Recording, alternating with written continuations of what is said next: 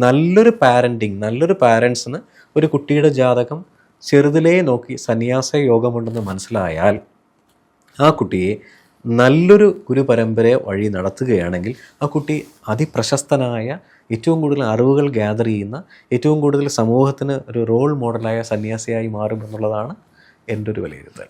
പക്ഷെ പലർക്കും ഇതിൽ വലിയൊരു തെറ്റിദ്ധാരണ ഉള്ളത് കൊണ്ടിട്ട് സന്യാസ യോഗം എന്ന് കേട്ട് കഴിഞ്ഞാൽ തന്നെ പരിഹാരം ഉണ്ടോ എന്നുള്ളതാണ് അടുത്ത ക്വസ്റ്റ്യൻ അല്ലേ? ഇതിനെന്തെങ്കിലും പരിഹാരം ഉണ്ടോ? അതായത് എന്റെ കുഞ്ഞ് കല്യാണം കഴിക്കണം, നാളെ ഒരു ജീവിതം സക്സസ്ഫുൾ ആയിട്ട് പോകണം. ഇൻ കേസ് ഇതുണ്ടെങ്കിൽ തന്നെ കല്യാണം കഴിഞ്ഞാൽ തന്നെ അമ്മമാർക്ക് പേടിയാണ്, വിട്ടിട്ട് വരുമോ അതോ ഇനി ഈ ഒരു, കാരണം ഇങ്ങനെ യോഗമുള്ള കുട്ടികളെ ഞാൻ ഒബ്സർവ് ചെയ്തിട്ടുണ്ട്. അപ്പം കാണുന്നത് അവർ വളരെ ചെറുപ്പം തൊട്ടേ ആത്മീയ കാര്യങ്ങളിൽ സെൽഫായിട്ടുള്ള ഒരു റിയലൈസേഷൻ ആ ഒരു പ്രോസസ്സിൽ തന്നെ ആയിരിക്കും എന്നുള്ളതാണ്. അവർ ആ ഒരു ആത്മീയ പാതയിൽ തന്നെ ആയിരിക്കും, ആ ഒരു ധർമ്മമായിട്ടുള്ള ഒരു നിഷ്ഠയിൽ പോകുന്ന കുട്ടികളായിരിക്കും. അപ്പോൾ നമ്മുടെ മുമ്പിൽ ജീവിക്കുന്നുണ്ടോ എന്ന് ചോദിച്ചാൽ ജീവിക്കുന്നുണ്ട്, പക്ഷെ അവരെപ്പോഴും ആ ഒരു ഡിറ്റാച്ച്ഡ് ആയിട്ടുള്ള ഒരു ഇത് ഞാൻ കണ്ടിട്ടുണ്ട് പലരിലും. ഈ കുട്ടികളെ കല്യാണം കഴിച്ച് അയച്ചു കഴിയുമ്പോൾ പാരൻസിന് പേടിയാണ്. കാരണം ഇവരെങ്ങാനും ഇനി അത് ഉപേക്ഷിച്ചിട്ട് ഇവരുടെ തലത്തിലേക്ക് തന്നെ നിൽക്കുവോ എന്നൊക്കെയുള്ള ഭയം. അപ്പൊ ആ ഒരു ഭയം കൊണ്ടിട്ട് തന്നെ പലരും ഇതിനുള്ള പരിഹാരം അന്വേഷിച്ച് നടക്കുന്നത് കണ്ടിട്ടുണ്ട്. അതുകൊണ്ടിട്ടാണ് ഞാൻ പ്രതിഭനോട് തന്നെ ഈ ഒരു സൊല്യൂഷൻ ചോദിച്ചത്. അതായത് നമ്മളിപ്പോ ഒരു ഗായത്രി ചോദിച്ചത് ഒരുപാട് സംഭവമുണ്ട് ഇതിനകത്ത്. വലിയൊരു കുറെ എന്താ പറയുക, നമ്മൾ പലരുടെയും മനസ്സിനെ വേദനിപ്പിക്കുന്ന രീതിയിൽ സംസാരിക്കുന്ന തലങ്ങളിലേക്ക് ഇതിൻ്റെ ആൻസർ വരും. അപ്പോൾ അതൊട്ടും പാടില്ല എന്നുള്ളതാണ് എൻ്റെ ഒരു ആഗ്രഹം.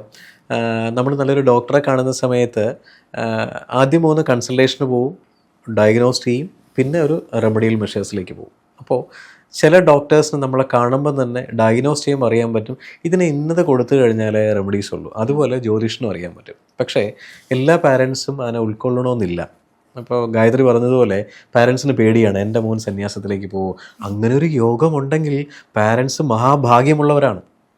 അത് മനസ്സിലാക്കാനുള്ള ഒരു യോഗം പാരൻസിന് വരുമ്പോൾ മാത്രമേ ആ ഒരു തിരിച്ചറിവിലേക്ക് വരുള്ളൂ. അല്ലെങ്കിൽ എൻ്റെ മോനെ ഇതെങ്ങനെ വഴിതെറ്റിച്ച് ഈ സന്യാസ യോഗം മാറ്റി മറ്റതിലേക്ക് വിടാൻ ചിന്തിച്ചു കഴിഞ്ഞാൽ പൂർണ്ണമായിട്ടും അത് ചിലപ്പോൾ സാധിക്കണമെന്നില്ല. അത് ആ ആത്മാവിൻ്റെ യോഗമാണ്. ആ യോഗം ഇവിടെ വന്ന് നിറവേറ്റി ആ കർമ്മങ്ങൾ ചെയ്ത് തിരിച്ചു പോകാനുള്ള യോഗമാണ്. അപ്പോൾ അത് വഴിമാറ്റിവിടാൻ നമ്മളാരുമല്ല. നമ്മൾ അങ്ങനെ ഒരു യോഗം ഉണ്ടെങ്കിൽ ആ യോഗത്തിനെ പോളിഷ് ചെയ്ത് എത്രത്തോളം നന്നാക്കി ചെയ്ത് കൊടുക്കാൻ പറ്റുമോ അതായിരിക്കണം ഒരു പാരൻസ് ചെയ്യേണ്ടതെന്നുള്ളതാണ് എൻ്റെ ഒരു ആഗ്രഹം. ഓരോ ആൾക്കാർക്കും ഓരോ ആഗ്രഹങ്ങളാണ്, നമുക്ക് ആരെയും തെറ്റു പറയാൻ പറ്റില്ല. സാധാരണ രീതിയിൽ ഒരു കുട്ടി ജനിക്കുമ്പോൾ ഒരു ബേസിക് ഇൻസ്റ്റിങ്ക്റ്റ് എന്താണ് ഒരു കുട്ടി ജനിക്കുന്ന സമയത്ത്? അടുത്ത ജനറേഷനിലേക്ക് പോകുക എന്നുള്ളതാണ് അല്ലേ? അപ്പോൾ എല്ലാ പാരൻസും ആഗ്രഹിക്കുന്നത് എനിക്കൊരു മോനോ മോളോ ഉണ്ട്, അവർ വലുതായി നന്നായിട്ട് പഠിച്ച് ജോലി ചെയ്ത് ബിസിനസ് ചെയ്ത് അല്ലെങ്കിൽ ഒരു കല്യാണം കഴിച്ച് അടുത്ത തലമുറ ഉണ്ടാകണമെന്നുള്ള അവരുടെ പാരമ്പര്യം നിലനിർത്തണമെന്നുള്ളതാണ്. അവിടെയാണ് സന്യാസ യോഗം വില്ലനായിട്ട് വരുന്നത്. അപ്പോൾ അവരെ നമുക്ക് തെറ്റു പറഞ്ഞിട്ട് കാര്യമില്ല. അവർ സ്വന്തമായിട്ട് എന്താ പറയുക, സ്വാർത്ഥത മനോഭാവത്തോടുകൂടി ബിഹേവ് ചെയ്യും.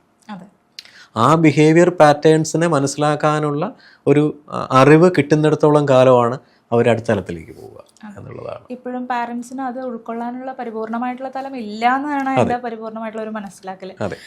ആർമിയിലേക്ക് വേണമെങ്കിലും വിടും നമ്മുടെ കുഞ്ഞുങ്ങളെ, പക്ഷെ സന്യാസം എന്ന് പറഞ്ഞു കഴിഞ്ഞാൽ ഒരു പാരന്റ്സും മനഃപൂർവ്വമായിട്ട് കേരളത്തിലുള്ളവരെ ചെയ്യുന്നില്ല. എനിക്ക് തോന്നുന്നു നോർത്ത് സൈഡിലുള്ള പല ഫാമിലീസിലും നമ്മൾ പല ആഘാടകളിലേക്കാണെങ്കിലും അല്ലെ കുട്ടികളെ സന്യാസ ആ ഒരു ഗുരു ദീക്ഷ ആ ഒരു ബന്ധം കീപ്പ് ചെയ്യുന്നുണ്ടെന്നുള്ളതാണ്.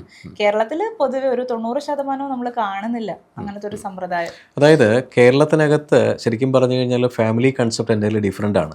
ഏറ്റവും കൂടുതൽ ഫാമിലി അങ്ങോട്ടും ഇങ്ങോട്ടും കണക്റ്റഡ് ആയിട്ടുള്ള ആൾക്കാരാണ്. എല്ലാ ബന്ധങ്ങൾക്ക് വാല്യൂ ഉണ്ട്. കേരളം വിട്ടുപോകുന്ന സമയങ്ങളിൽ അഘോരീസ് ഏറ്റവും കൂടുതലും ഈ പറയുന്ന എല്ലാ ദീക്ഷാതലങ്ങളിലേക്ക് പോകാൻ വേണ്ടി അവരവിടെ ഫ്രീ ടു ലീവ് എന്നുള്ള കോൺസെപ്റ്റാണ്. ഇവിടെ അങ്ങനെയല്ല. ഇപ്പോൾ ഈ പറയുന്ന നമ്മൾ തന്നെ ചിലപ്പോൾ നമുക്ക് അങ്ങനൊരു ഇതുവരെയാണ് നമ്മൾ ചിലപ്പോൾ സ്വാർത്ഥപരമായി ചിന്തിച്ചു പോകാം, സാഹചര്യമാണ്.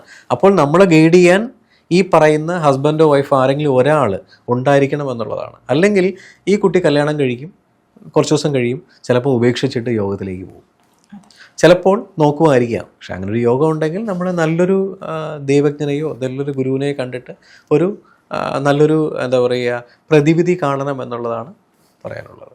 പക്ഷെ യഥാർത്ഥമായിട്ടുള്ള സ്പിരിച്വാലിറ്റി എന്താണെന്ന് അറിയുന്നവർ, നമുക്കിപ്പോൾ നമ്മൾ കല്യാണം കഴിച്ചു, നമുക്ക് കുഞ്ഞുങ്ങളുണ്ട് എന്നുണ്ടെങ്കിൽ തീർച്ചയായിട്ടും ആ കടമ, നമ്മുടെ ഒരു റെസ്പോൺസിബിലിറ്റി ഉണ്ട്, അത് പരിപൂർണമായിട്ടും നിലനിർത്തിക്കൊണ്ട് ഒരു ഗൃഹസ്ഥാശ്രമി എന്ന രീതിയിൽ നമുക്ക് ആ ഒരു ധർമ്മത്തോടു കൂടി തന്നെ ജീവിക്കാനും ആ സന്യാസ മാർഗം നമ്മുടേതായിട്ടുള്ള മാർഗത്തിൽ നമുക്ക് നിൽക്കാനും സാധിക്കില്ലേ? ഉറപ്പായിട്ടും കേരളത്തിനകത്ത് അങ്ങനത്തെ ഒരുപാട് സമൂഹങ്ങളുണ്ടല്ലോ. അതായത് ഇപ്പോൾ ഞാൻ ഇടയ്ക്കൊരു കാലിക്കറ്റുള്ള ഒരു വളരെ അദ്ദേഹത്തിൻ്റെ പേര് പറയുന്നില്ല, അത്യാവശ്യം എന്താ പറയുക ഹംസ യോഗ, ഹംസവിദ്യയൊക്കെ പ്രാക്ടീസ് ചെയ്യുന്ന പലരോട്ടും ഇൻ്റർവ്യൂ എടുക്കാനുള്ള ഭാഗ്യമുണ്ടായി. ഹംസവിദ്യ എന്നൊക്കെ പറഞ്ഞാൽ ഭയങ്കര പവർഫുൾ വിദ്യകളൊന്നാണ്. അപ്പോൾ അവരൊക്കെ ചെയ്യുന്നത്, അവരുടെയൊക്കെ കൺസെപ്റ്റ് എന്ന് പറയുന്നത് ഗൃഹസ്ഥ അന്തരീക്ഷത്തിനെ അതുപോലെ നിലനിർത്തി സന്യാസി ജീവിതത്തിലേക്ക് വരുന്നവരാണ്. അവർ എന്താ പറയുക സമാധി തലങ്ങളുടെ പീക്ക് ലെവൽ, സാധാരണ ഒരുപാട് സമാധിയുണ്ട്, നമ്മൾ കേൾക്കുന്ന ഒരു വെറും സമാധിയല്ല. നമ്മളിപ്പോൾ ഈ പ്രാണായാമം സ്ഥിരം പ്രാക്ടീസ് ചെയ്തിട്ട് ഇത്ര സമയം നമ്മൾ നമ്മുടെ ബേർത്തിനെ കൺട്രോൾ ചെയ്ത് വേണമെങ്കിൽ നമുക്ക് ബോഡി വിട്ട് ട്രാവൽ ചെയ്യാൻ പറ്റും. അസ്റ്റർലോകങ്ങളിൽ ട്രാവൽ ചെയ്യാനുള്ളൊരു ഭാഗ്യം എനിക്കുണ്ടായിട്ടുണ്ട്. അപ്പോൾ ഇവിടെയൊക്കെ ഞാൻ മനസ്സിലാക്കുന്ന സംഭവം എന്ന് വെച്ച് കഴിഞ്ഞാൽ, ഇപ്പോൾ വളരെ പ്രശസ്തനായ പാരാസൈക്കോളജിസ്റ്റ് ഡോക്ടർ ബ്രെയിൻ വില്യൻസ് ഉൾപ്പെടെ പലരും പറയുന്ന ബുക്സിനകത്ത് കൊണ്ട് ഈ ബോഡി വിട്ട് മാറിപ്പോകുന്ന തലങ്ങളുണ്ടല്ലോ, ഇവരൊക്കെ അത്രയും പ്രാക്ടീസാണ്. അപ്പോൾ അതുപോലെ ഈ ഹംസവിദ്യയൊക്കെ പ്രാക്ടീസ് ചെയ്യുന്നവർ ഒരു സമയം അല്ലെങ്കിൽ ഒരു മിനിറ്റിൽ എത്ര സമയം ശ്വസിക്കും എന്നുള്ള നല്ല ക്ലാരിറ്റി ഉള്ളവരാണ്. ആ ശ്വാസത്തിൻ്റെ രീതിയെ ശരണൂലെന്ന് കേട്ടിട്ടുണ്ടോ?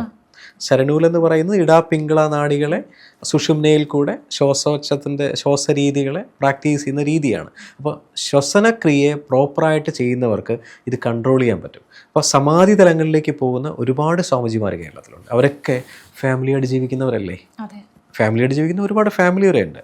അപ്പോൾ അത് അവരുടെ കോൺസെപ്റ്റിൽ അത് വളരെ ശരിയാണ്. എൻ്റെ ഒരു അഭിപ്രായം എന്ന് പറയുന്നത് ഫാമിലിയെ മുന്നോട്ട് കൊണ്ടുപോവുകയും ആ സന്യാസി കാഴ്ചപ്പാടിനെ മുന്നോട്ട് കൊണ്ടുപോവുകയും വേണം. അതായത് ഓരോ മനുഷ്യനും സ്പിരിച്വൽ ആകണം, ആധ്യാത്മിക തലങ്ങളിലേക്ക് ഇറങ്ങി വരണം. എൻ്റെ ആഗ്രഹമാണ്. അങ്ങനെ വരും. അങ്ങനെ ഇറങ്ങി വന്നു കഴിഞ്ഞാൽ മാത്രമാണ് നമുക്കൊരു സെൽഫ് പ്രൊട്ടക്ഷൻ, സെൽഫ് അവേക്കനിങ്, അല്ലെങ്കിൽ നമുക്കെന്താണെന്ന് മനസ്സിലാക്കാനും, അല്ലെങ്കിൽ നമ്മളൊരു ഭയങ്കര ഷോർട്ട് ടെമ്പർ ആയിരിക്കും, പല രീതിയിലും പല വീക്ക്നെസ്സും നമുക്കുണ്ടാവും. എല്ലാത്തിനെയും നമുക്ക് കൺട്രോൾ ചെയ്ത് മുന്നോട്ട് കൊണ്ടുപോകാനും ഈ പ്രകൃതിയായിട്ട് ഭയങ്കര കണക്റ്റഡ് ആയിരിക്കണം. അതിന് സ്പിരിച്വലി നമ്മൾ അവേക്കനിങ്, സ്പിരിച്വൽ തലങ്ങളിലേക്ക് വരണം എന്നുള്ളതാണ്. അപ്പോൾ സന്യാസ യോഗം ഉണ്ടെങ്കിൽ നിങ്ങൾക്ക് രണ്ടും കൂടെ ഹാൻഡിൽ ചെയ്ത് പോകാൻ കഴിയും എന്നാണ് എൻ്റെ ഒരു വിലയിരുത്തൽ. തീർച്ചയായിട്ടും ഓരോ ആൾക്കാരുടെയും കാഴ്ചപ്പാട് ഓരോന്നായിരിക്കും. ഗായത്രി ചോദിച്ചതിന് ഞാൻ എൻ്റെ ഒരു അഭിപ്രായം പറഞ്ഞു എന്നുള്ളതാണ്. നന്ദി. നിങ്ങളുടെ ജീവിതത്തിലെ വലിയൊരു മാറ്റങ്ങൾക്ക് വേണ്ടി അബാക് ജ്യോതിഷം നിങ്ങളോടൊപ്പമുണ്ട്.